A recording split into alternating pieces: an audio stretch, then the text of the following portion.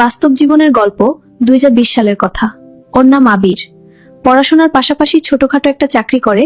হঠাৎ তার বড় বোন খুব অসুস্থ, তাই গ্রামে যেতে হবে। বিকেলে ট্রেনে উঠছে, যেতে যেতে অনেক রাত হয়ে গেল।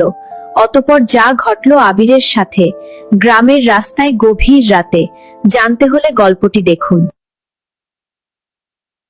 হ্যালো বাবা, কেমন আছিস তুই? তোর বোন তো খুব অসুস্থ। হে মা, ভালো আছি আমি।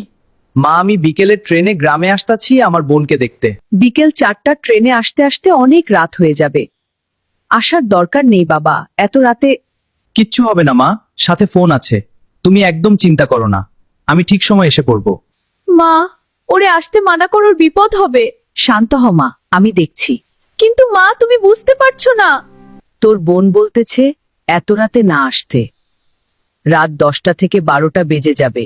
গ্রামের বাড়ি, রাস্তাঘাট ভালো না রাতে। আমার কিচ্ছু হবে না, বোন অসুস্থ তাই আবল তাবল বলতাছে। তুমি চিন্তা করো না মা,